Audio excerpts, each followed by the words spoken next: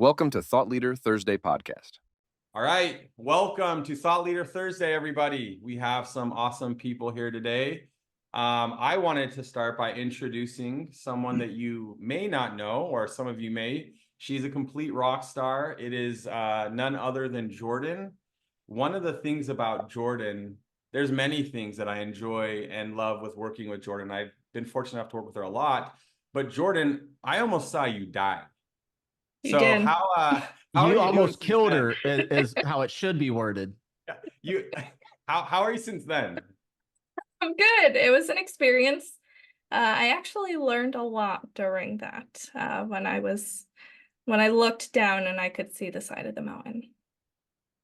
So to the theme of kind of doing business without walls, we decided in Utah to have a meeting up on the mountain. We got a bunch of mountain bikes. Chris, Daniel Seung, Jordan, there was a couple other people. And of course, Chris from the parking lot, he was gone. He was just up the Never saw him mountain. We're again. looking up with our binoculars, and me and Jordan were trucking behind. And I was the one that watched and witnessed. I do not know how it happened. I think the good Lord just saved you. But Jordan decided that she wanted to go Evel Knievel and shoot off the mountain. And her pedal actually is the thing that caught in the mountain and saved her. And like, I literally was like planning her funeral because I was right behind watching. I'm like, this girl's gone. It's all over. You helped me out, Wesley, on my workers' comp because that would have been rough. Just saying, Jordan, you're worth more than a little bit of workers' comp. Thanks. I appreciate that. But he doesn't want to hurt that good history. I don't want to hurt that mom. I remember, I definitely, it took my breath, and I remember looking up. Chris stopped, and he looked back, and he shook his head, and he kept going. I was like, I'm not stopping this time.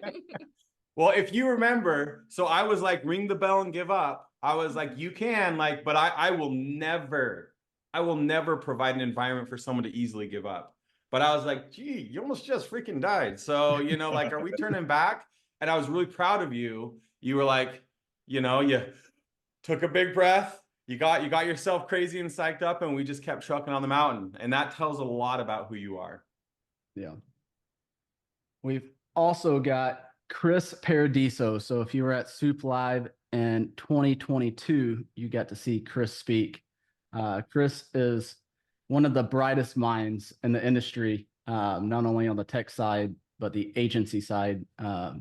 Owns a very large, successful agency, but he sees the industry through a different lens than most. So very excited to have the two of you on and really to dig in to some of the important things that agents may overlook or not have in place. So I paid you a lot of money to say those nice things about me there, Taylor. Yeah, I had to cross out about 90% of what you sent over because it was too sweet. So Chris, with that being said, and Jordan, we have what we want from this is very tactical driven. At the end of this, there will be an actual step-by-step document that someone can use to leverage the tactic and technique that we're going to discuss here. But Chris, why don't you kick us off as to some of the things we're going to discuss today in this call? Well, when you reached out to me and said, hey, let's talk about a few things, well, we could go a lot of different routes, right?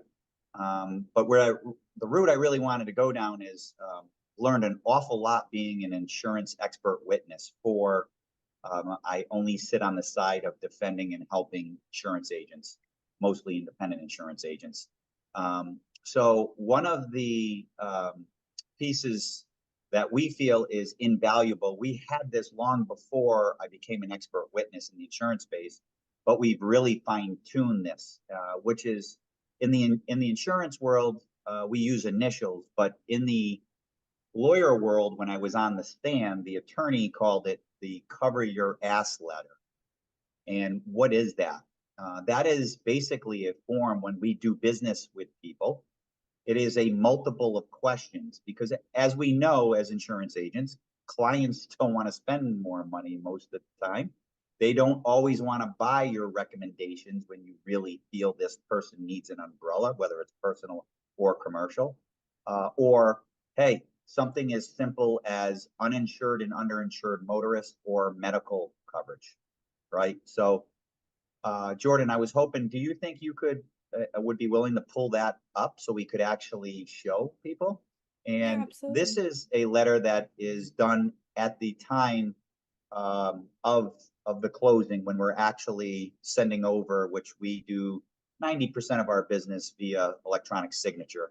This is a part of it. And when we're sitting down with people, we do walk through this. Even if we're on the phone, we walk through each and every one of these questions. And I will tell you, it has been extremely helpful in saving our heinies from E&O claims.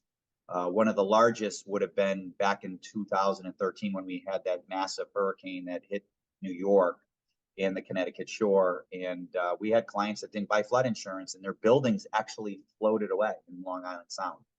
And we were very fortunate to be able to have this. Jordan, you want to just kind of fill in here and maybe talk about a couple of the questions? Yeah, so what we're looking at is the commercial lines. Understanding your coverage is what we call it. And what it basically is it's breaking down each line of business. So it talks about, do you understand? Do you want?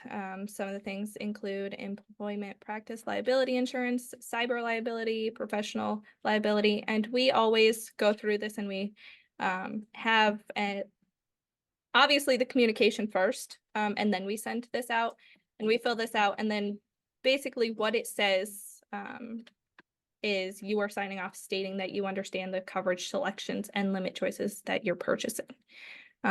One thing that we have added, we're always looking to add, is communication strategies, because we're always looking to include that. And there was a new law for communication that we'll dive into a little later, but we want to communicate with the client the way they want to be communicated with. So Jordan, really, I'm sorry. Go ahead, Taylor.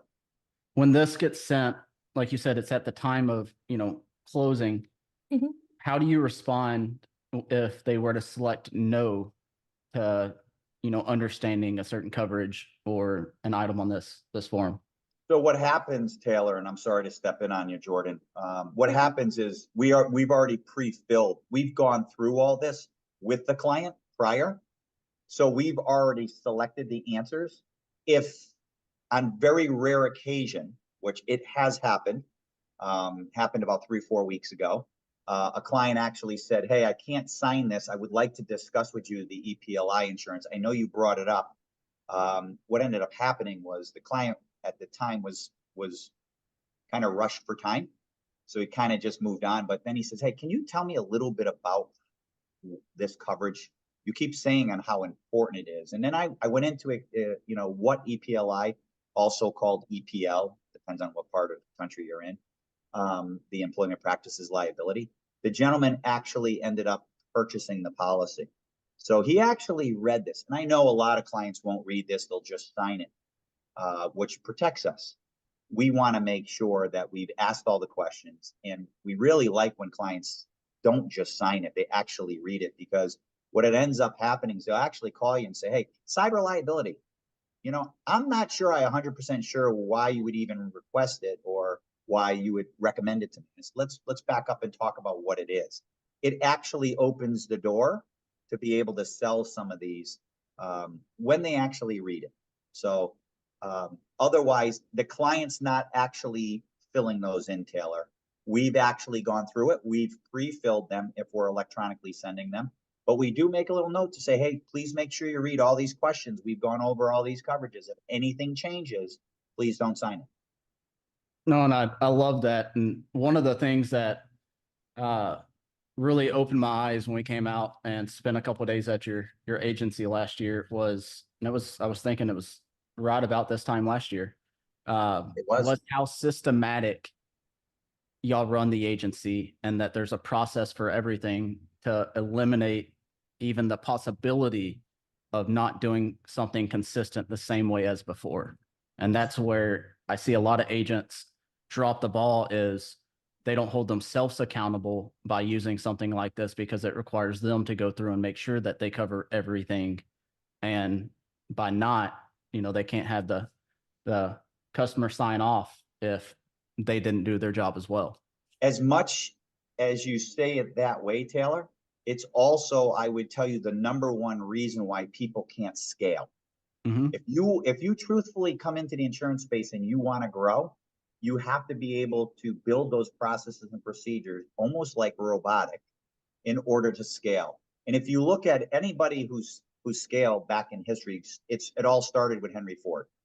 When he was able to basically create that line, right, which is basically robots now that are actually putting cars together, but it's scalable. It's not scalable if we don't have everybody, dotting their I's and crossing the T's the same exact way. And the common agency, unfortunately, doesn't have this. And Jordan could share a whole hour presentation just on our intranet, which carries every process and procedure. Oh, absolutely. No, and there's a difference between growing an agency and scaling an agency. An agent as a one man or woman operation can grow a large agency, but until you've got the systems in place and the processes in place, you can't scale. Use Henry Ford. I like to use McDonald's as an example. I do too. So there's a documentary called The Founder, and I've watched it a dozen times. And if you're listening, you've probably heard me speak about it if we spoke one-on-one.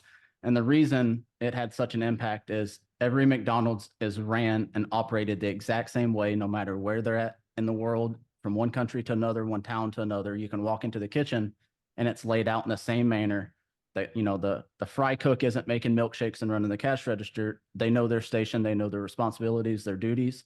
And it allows that if that fry cook were to walk out, they can bring someone in, get them trained up, and replace that role very quickly.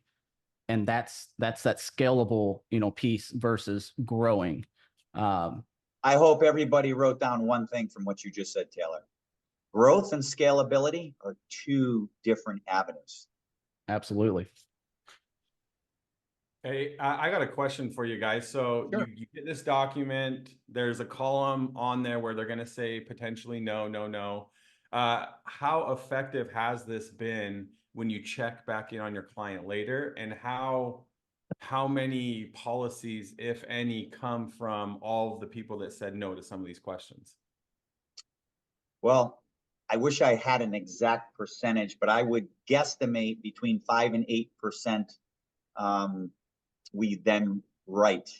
But I've also seen the biggest impact it has had is when people have gotten sued. I have a very close friend who's born and raised in Italy, several miles from where my family is in Italy today.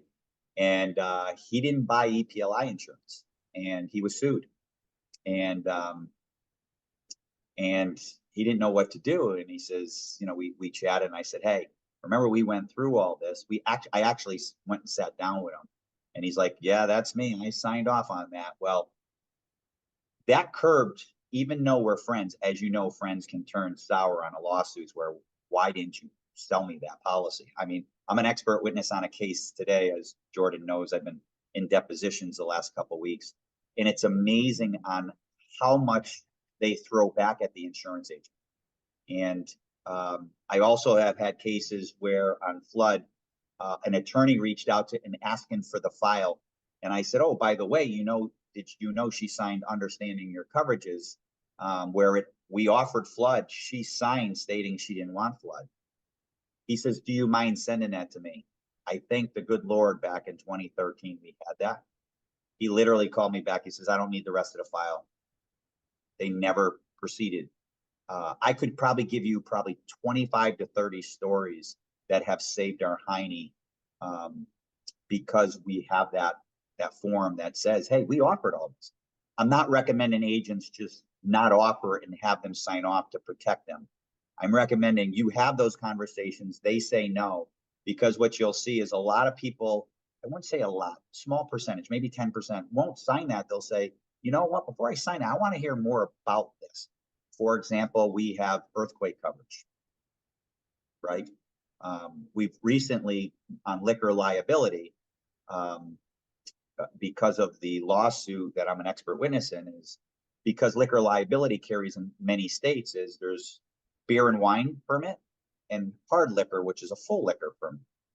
And this specific case, if the coverage was sold and it was sold for a beer and wine, what they said, but then they ended up selling something other, now falling back on the agent selling the wrong policy, but that's not what they were told. I only give this as an example, as is because we're only as good as the information we get from our clients, number one. And number two, how can we remember all of what we discuss? And number three, it's in writing, they're signing, knowing that we reviewed. So And I highly recommend. a key part of that too, Chris, is not only having that signature, but actually uploading it and attaching it into the management system. Having that in the management system where it's date and time stamped, and having that for cases like the depositions that you are in, you'll be able to pull that and have that ready for you. So, Chris, with your experience being an expert witness, is there a difference between an agent having a form saying, you know, I decline the following coverages versus I understand and these coverages were provided to me? That's a great question. I haven't seen where it played a role in any case so far. Where I've seen all of the issues in every case I've been involved in is documentation. Yeah. The agency management system needs to be documented. The other two areas that I would tell you that have been terribly represented is number two is dropping not only the paperwork is one big thing. I totally agree. Having all the signed documentation and the cover your ass letter.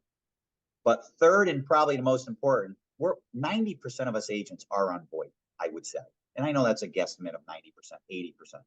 How many of us are actually dropping every phone call in the management system?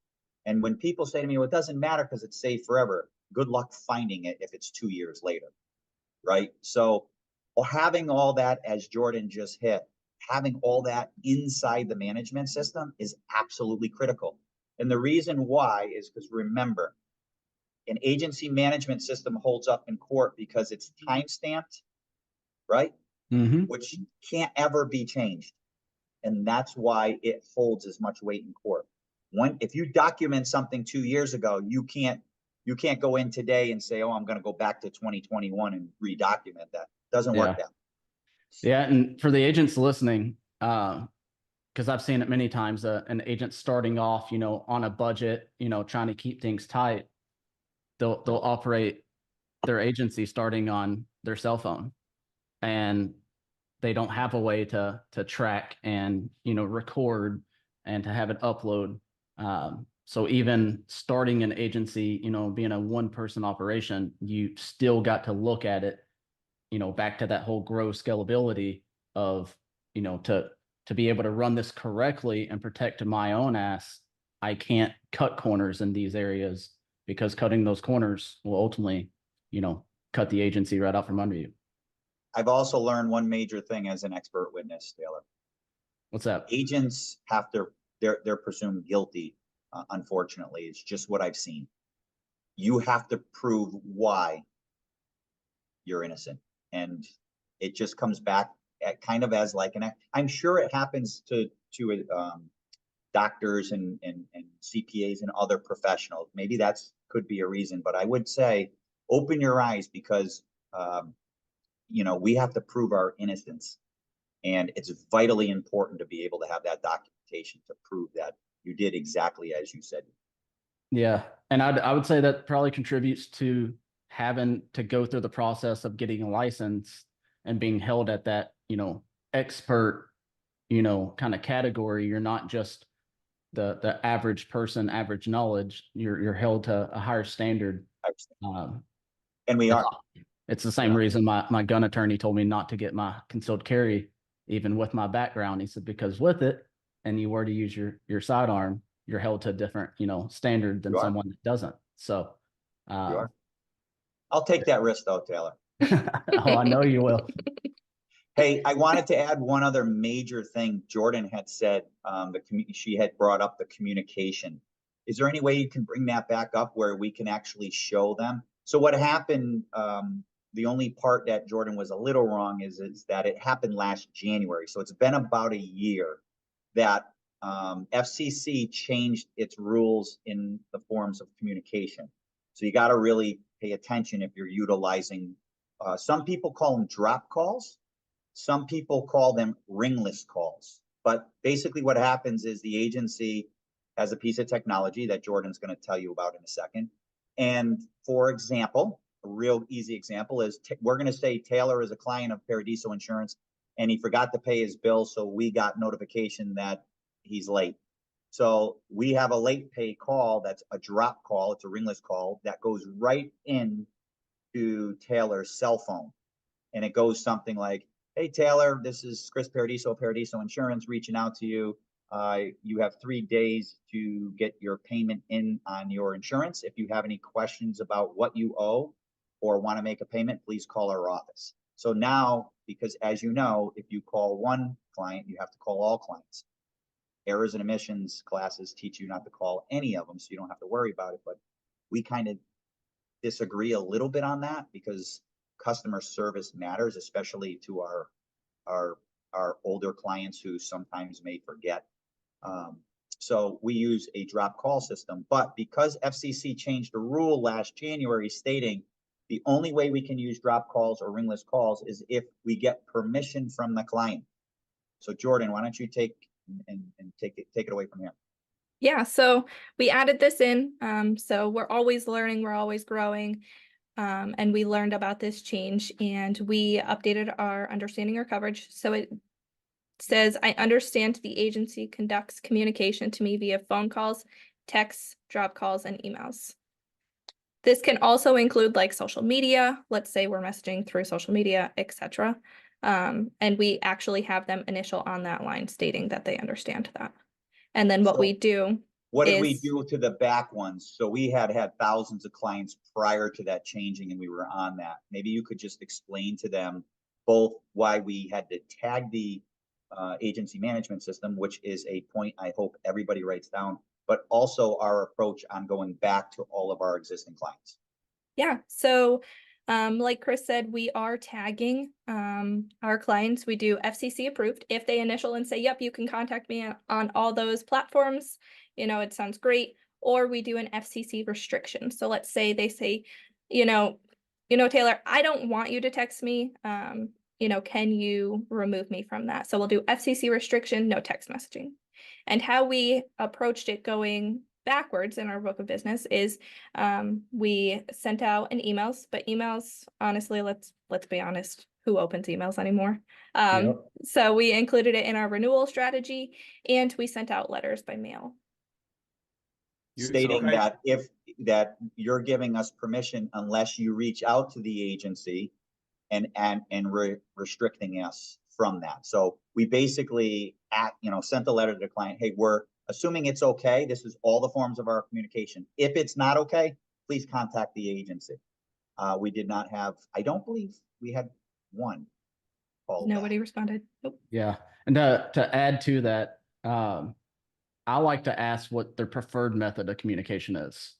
I'm like, especially during the workday, if it's a quick question, I'd rather get a text and be able to respond than a phone call that then, turns into 5, 10, 15 minutes of wasted time. Mm-hmm.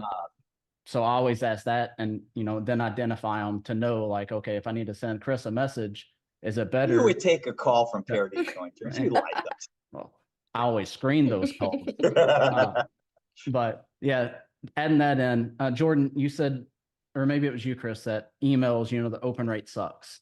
One way that we use, drop calls, ringless voicemails is that, hey, Chris, I just sent you a very important email, wanted to make sure that you got it. Let me know, reach out if you have any questions. Because that little notification on the phone of a voicemail, people want to clear those. They don't like to ignore them.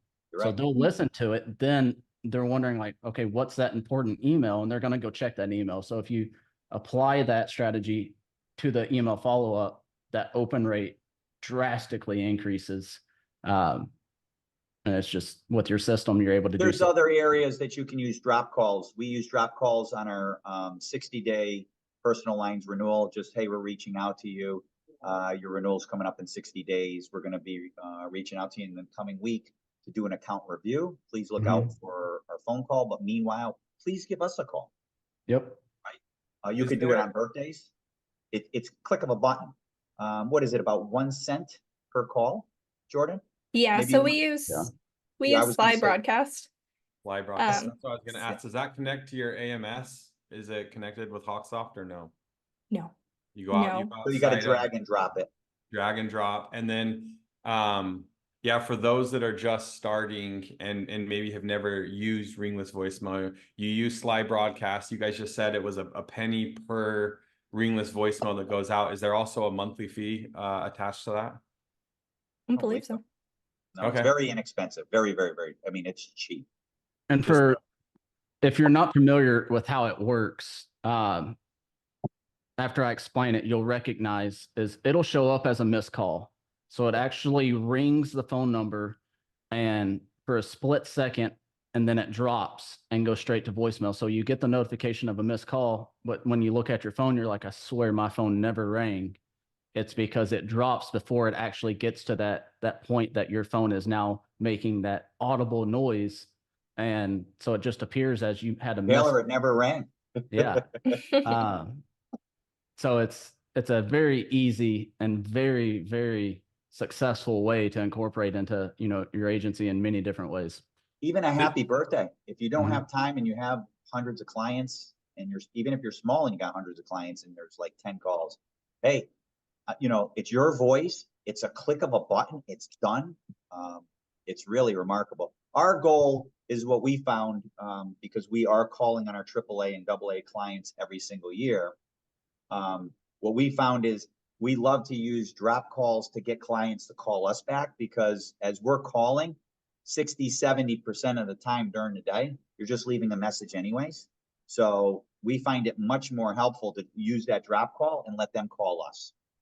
And a cool key feature is we actually aren't. So we record the greeting here, but we actually have rock stars located all around the world who will actually assist us in sending these on the dates and times that we need them. To Rock those stars. rock stars that she's speaking of, we just entered my world. Dun dun dun. VAs are like, when I look at the thousands of VAs that we work with, leveraging ringless voicemail is a really cool way to harness a really skilled worker with an excellent piece of technology. And the crazy part about when you talk to someone about virtual assistants is they say, well, Wes, what about their accent? I'm making fun of people that say that. I hope that people got that very clearly. The thing about that technology is you can put your beautiful accent on there, your beautiful way of speaking, and then you just arm this VA with this nice weapon. They're delivering it. They Yeah. deliver. And I'm telling you guys, I have been fortunate. There was a part of my time at Agency VA where I probably looked at the systems and processes of maybe 5 to 10 agencies a day. And you do that for a year or two, you see a couple agencies. And one of the things that is undisputable is if I met with an agency that was leveraging ringless voicemail, I could almost always attribute that to a successful, growing, thriving agency. And then when I paired that up with, a lot of them would say, well, how do I do it? I would say, get a VA to set this up. And I just barely recorded I don't know if anyone's heard of GNN Insurance, Matt Naimoli, Yeah. shout out Matt Naimoli, but one of our virtual assistants actually built that for his agency. And it's just it's not a difficult thing to do, not a difficult thing to implement, and it has enormous impact. Matt was way ahead of most agencies with virtual assistants, like years ahead of people. Well, awesome. I think, guys, I think we got a lot of awesome stuff covered here. We're going to have a cool document for everyone, that SIA document, that cover your ASS document. I spelled Still it. learning, add Wes. one You're still thing? learning. Wes, remember, we do have a personal lines and a commercial lines. They Okay. are a little different, quite a bit different. We will give you both. Awesome. And just to recap, the Cover Your Ass letter, they're going to get that. I would be great to show them the link to the drop calls. What is it called again, Jordan? Live broadcast. Live broadcast. And anybody that has questions, concerns, and we're happy to answer questions. We take calls all the time. Yeah, absolutely. So Chris, Jordan, what would be the best way if an agent had a question or wanted to connect? What's the best way to do so? I always give out my cell phone. I'm happy to take a phone call. And if I can't take the phone call, leave me a message. And I probably won't listen to the message. I'll just call you back. 860-836-1230, or super active on Twitter and LinkedIn or Facebook, but super active on LinkedIn. I just wrote that phone number down. I'm going to queue up 27 daily slide broadcast messages. Bring and it. You're going to be Mormon by the end of those messages, baby. Like, He just got added to my robocall list. Well, thank No you worries. guys so much. Appreciate everything. Appreciate your impact on the industry, and very grateful for the both of you. We appreciate you guys. Absolutely. I see what you appreciate guys it. are doing for independent agents, and that's what we want to see. We have some coming to visit us next week. But I think they're from Texas, the agency. Believe they are. Yeah. Believe they are. Probably. And they're probably So- amazing people because that's all we have in Texas. Hey, let me tell you something. Quit Before fighting I against our stand government, strong with Texas. Texas, baby. I love your Okay. governor. I love what he's doing, and I may end up moving from Connecticut down to Texas. You may see this guy as a Texan. There we go. Woo! All right. I want to see Paradiso and boots and a cowboy hat. That's what I want to That see. might be a little difficult. Awesome. Well, thank you all again for being on today's episode and for everything that y'all do for agents and the industry as a whole. Absolutely. Thank you, guys.